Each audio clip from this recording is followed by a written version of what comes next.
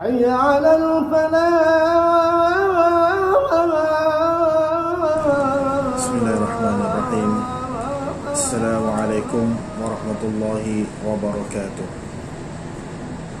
Innal hamdalillah nahmaduhu wa nasta'inuhu wa nastaghfiruhu wa nastahdihi wa na'udzu billahi min shururi anfusina wa min sayyiati a'malina.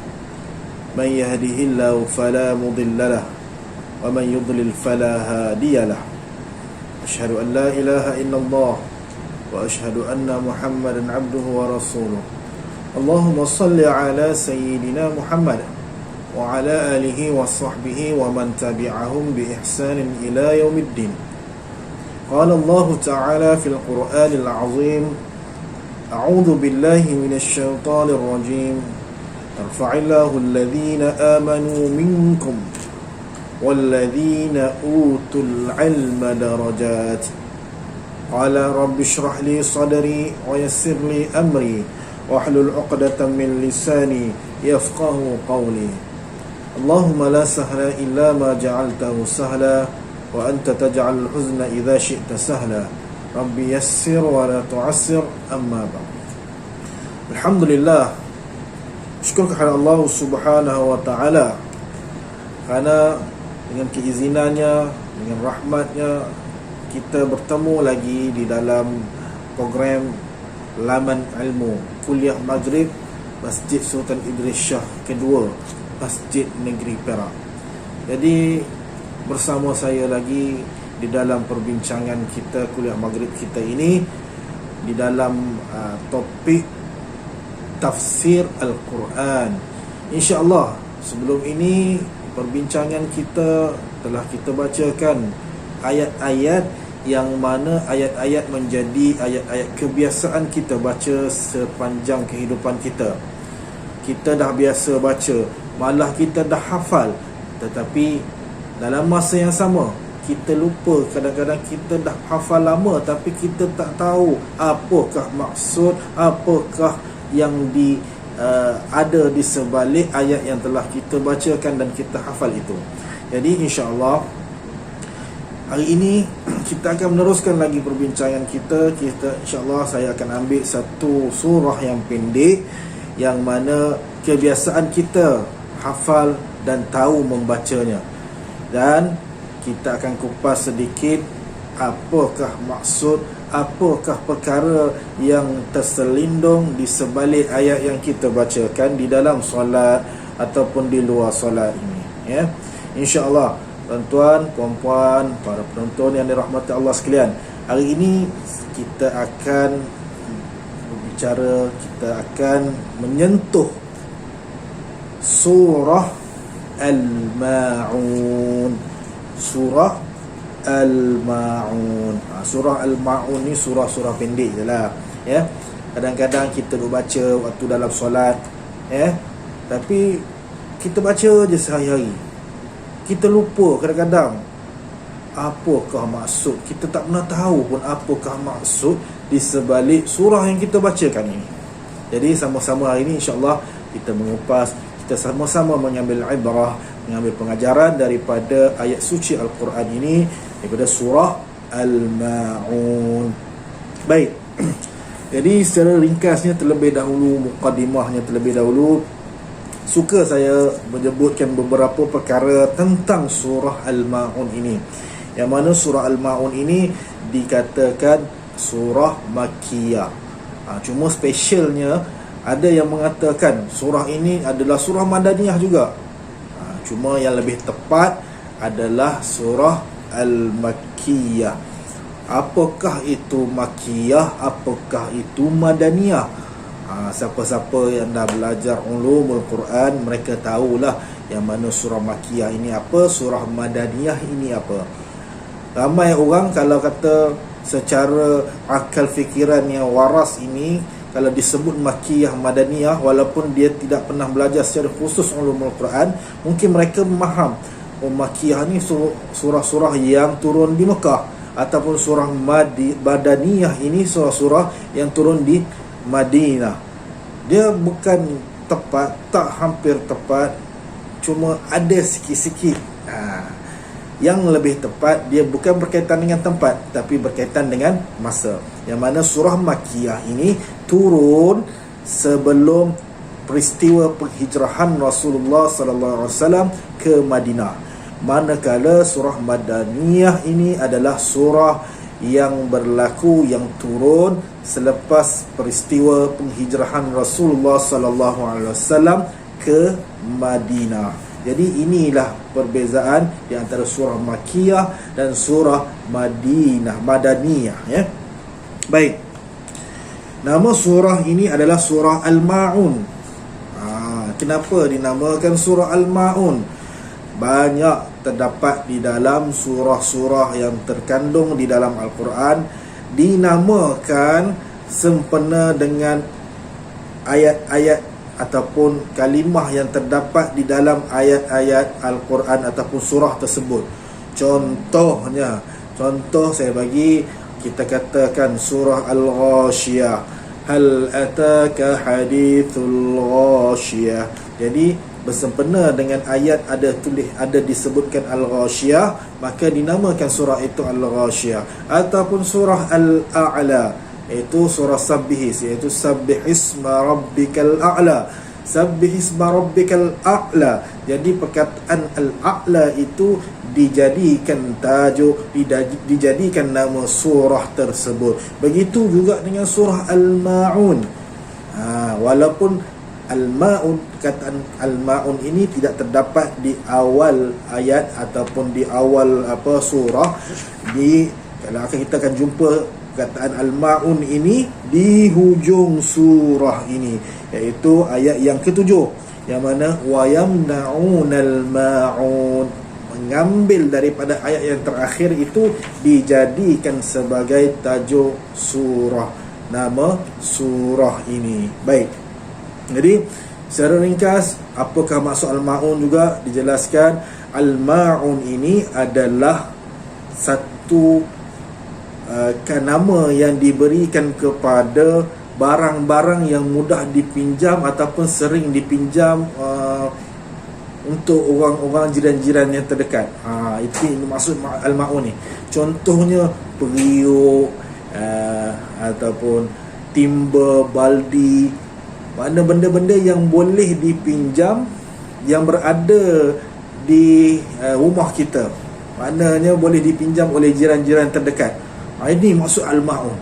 Nanti kita akan tengok kenapa dinamakan surah ini dan dibacakan ayat ini, ya. Baik. Jadi insya-Allah kita akan masuk kepada ayat surah Al-Ma'un. Baik. Daripada surah Al-Ma'un ini mempunyai 7 ayat. 7 ayat. Mana pendeklah 7 ayat ni. Sedikit lagi sebelum saya terlupa, surah Al-Ma'un ini dikatakan surah yang ke-107. Daripada 114 surah ni 107. Surah yang ke-107, maknanya di hujung sangatlah. 7 lagi surah cukup habis 114 surah. Baik. Di dalam gambaran yang kita boleh bagi sebelum kita bacakan ayat-ayat daripada surah Al-Ma'un ini, gambarannya kepada surah ini secara umum ialah pada orang-orang kafir yang ingkar dengan balasan akhirat dan orang munafik yang bersikap riak dan balasan yang menimpa mereka. Ini tajuk yang khusus ataupun kita boleh tengok secara umum apakah kandungannya secara umum bagi 7 ayat yang terdapat di dalam surah Al-Ma'un ini. Orang-orang kafir yang ingkar kepada balasan akhirat dan orang munafik yang bersikap riak dan balasan yang akan menimpa mereka. Baik, InsyaAllah sama-sama kita baca surah ini dan kita tengok apakah maksud di sebalik ayat yang kita bacakan ini. Bismillahirrahmanirrahim. أرأيت الذي يكذب بالدين فذلك الذي يدع اليتيم ولا يحض على طعام المسكين فويل للمصلين الذين هم عن صلاتهم ساهون الذين هم يراءون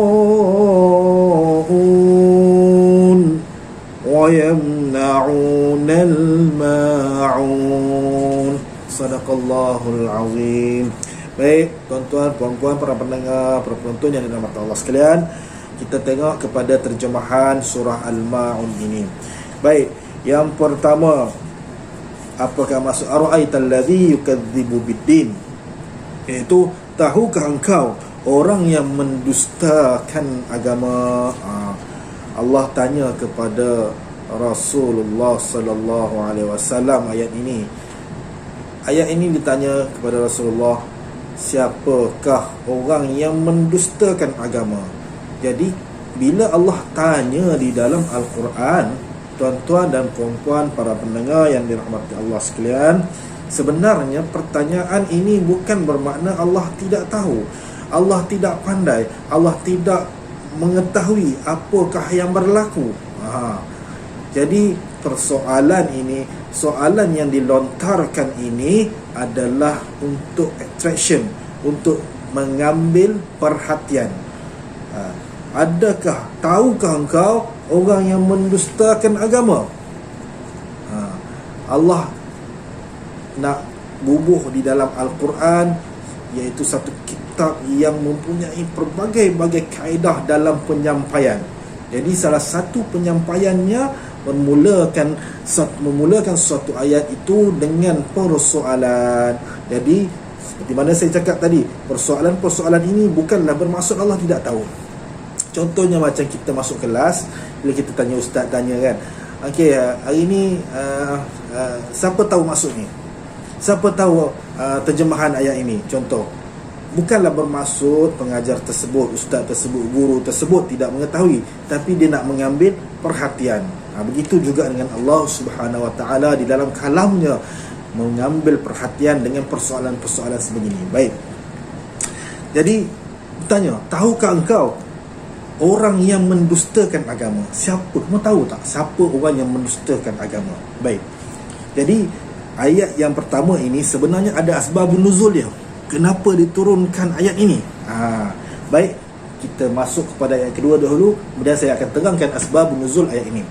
Ayat yang kedua iaitu fadzalikal ladzi yad'ul yatim, iaitu orang-orang yang mengherdik anak yatim. Dan ayat yang ketiga, wala yahuddu ala ta'amil miskin, dan tidak menggalakkan manusia memberi makan kepada fakir miskin. Baik tuan-tuan, puan-puan, para pendengar yang dirahmati Allah sekalian, saya nak sebut berkaitan dengan asbabun nuzul ayat yang pertama ini. Sebab kenapa turun ayat yang pertama ini, iaitu ara'aital ladzi yukadzibu biddin, tahukah engkau orang yang mendustakan agama?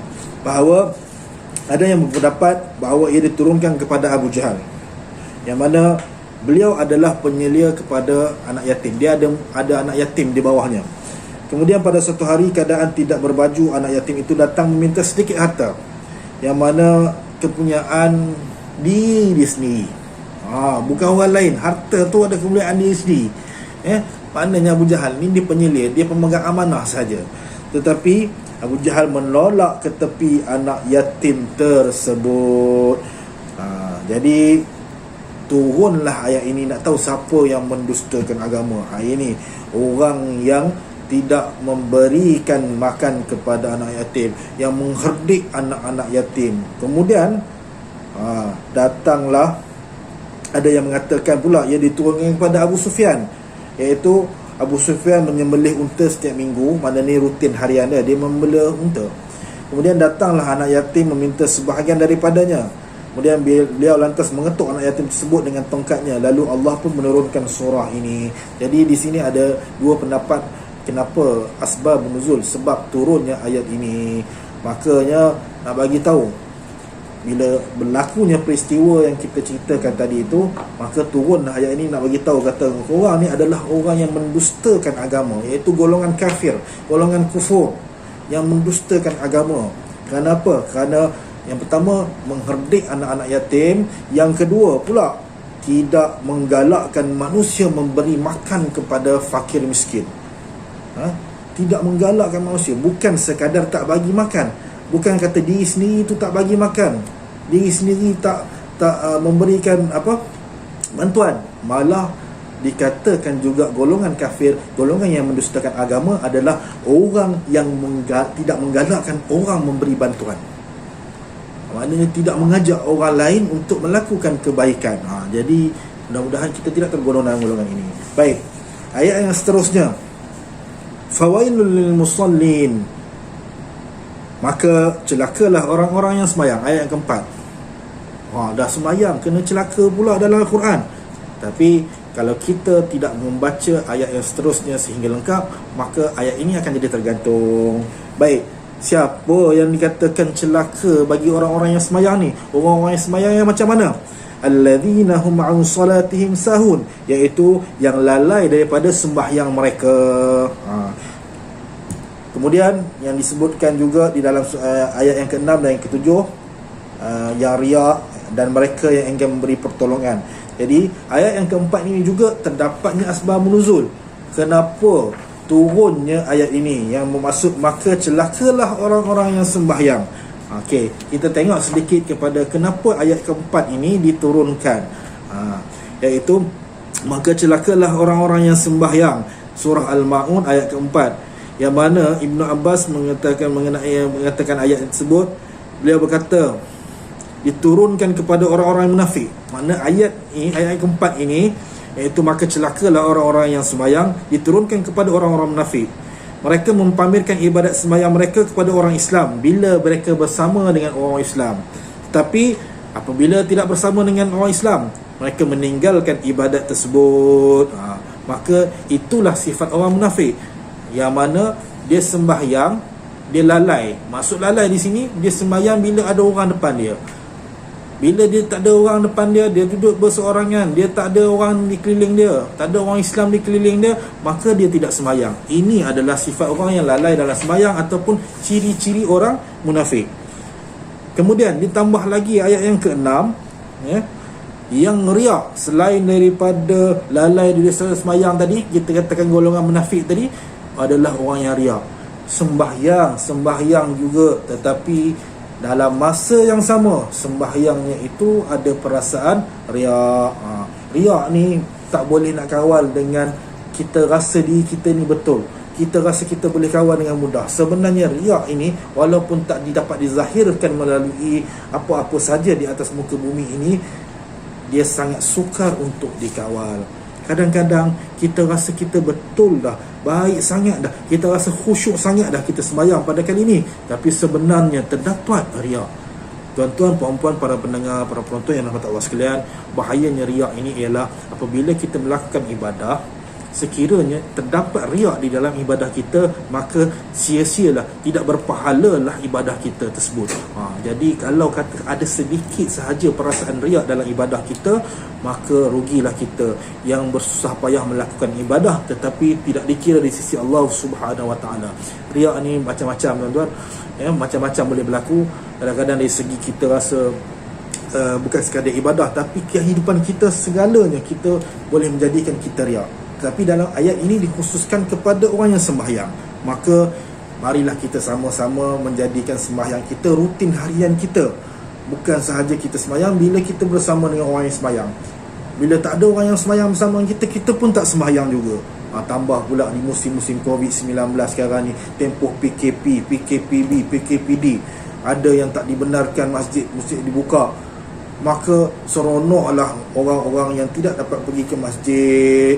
Kemudian bila masjid dah dibuka, tak datang juga kerana sudah merasakan keseronokan untuk berada di dalam rumah masing-masing. Telah biasa tak sembahyang Jumaat, tak biasa tak sembahyang berjemaah di masjid kerana masjid ditutup. Jadi tuan-tuan, puan-puan, ingatlah bahawa apa saja yang kita sembahyang ini kita lakukan kerana Allah Subhanahu Wa Taala.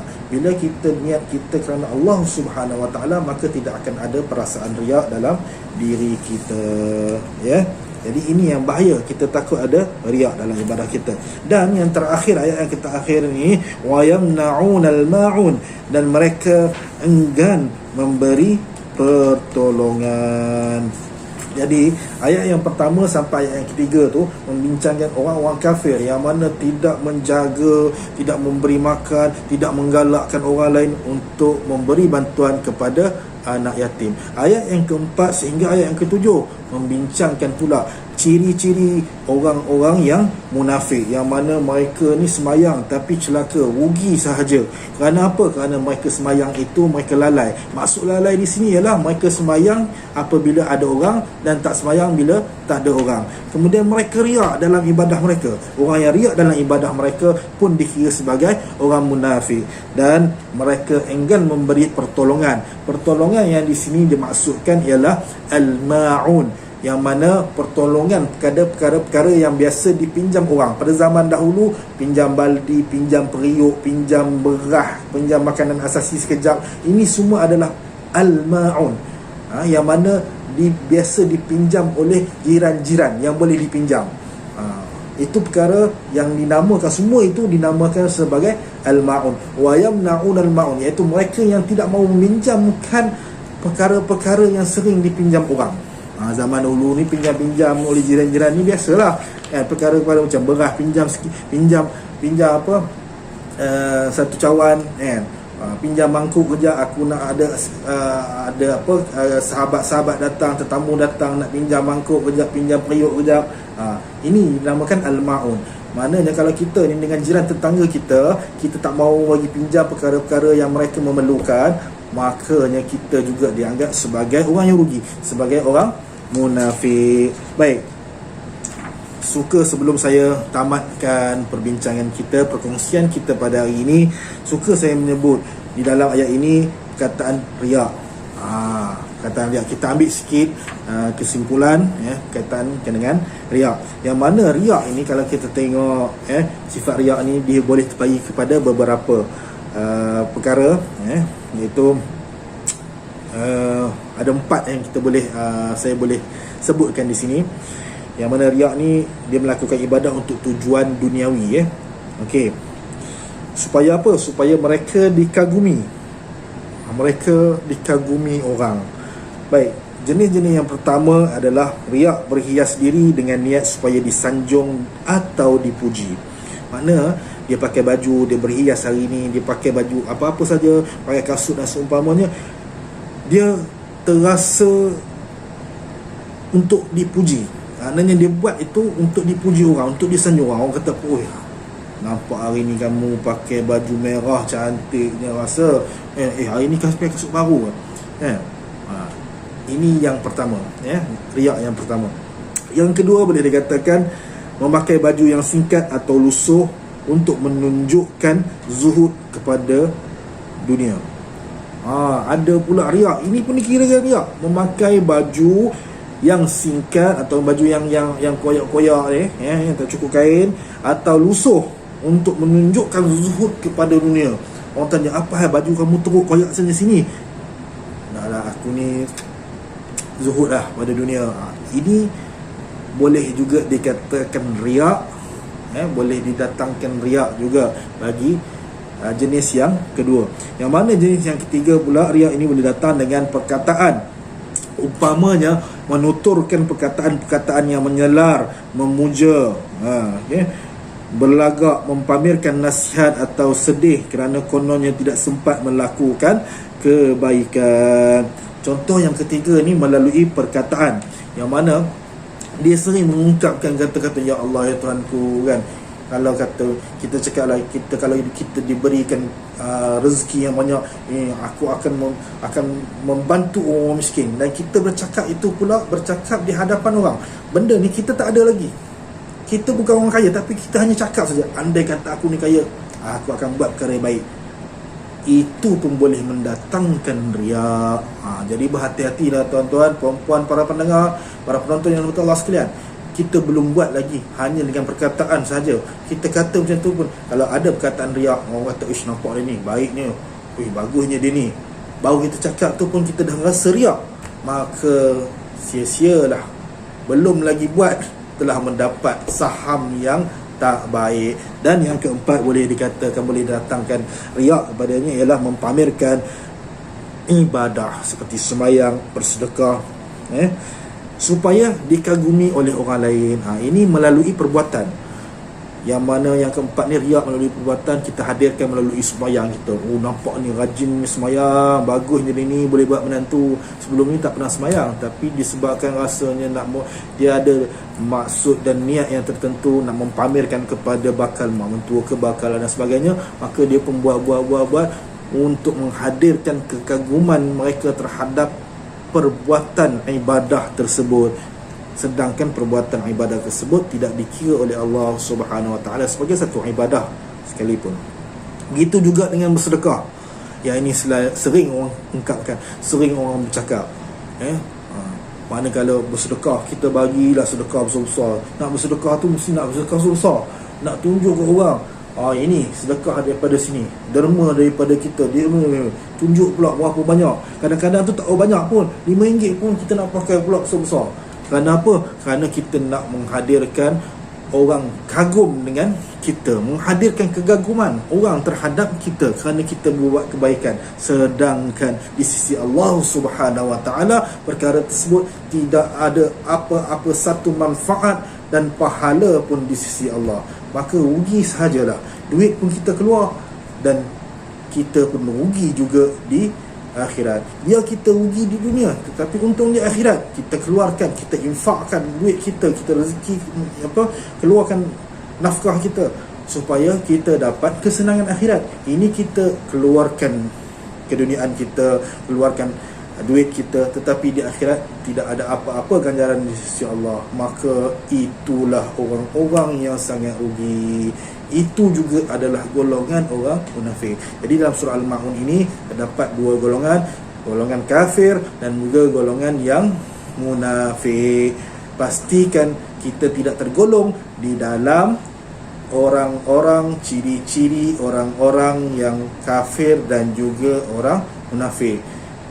Santuni anak yatim, santuni jiran, orang yang nak pinjam dengan kita, dan pastikan kita melakukan ibadah kepada Allah Subhanahu Wa Taala, apa sahaja ibadah, dengan ikhlas lillahi ta'ala. Jadi sekian saja kongsian kita dalam surah Al-Ma'un. InsyaAllah bertemu lagi dengan ayat-ayat suci Quran yang lain, yang mana ayat-ayat yang mudah dan sering kita bacakan, dengan surah yang lain pada pertemuan yang lain, jika diizinkan Allah Subhanahu Wa Taala. Yang baik itu daripada Allah Subhanahu Wa Taala, yang kurang itu daripada kelemahan saya sendiri. Jadi insya-Allah bertemu lagi akan datang. Wabillahi taufiq wal hidayah. Assalamualaikum warahmatullahi wabarakatuh.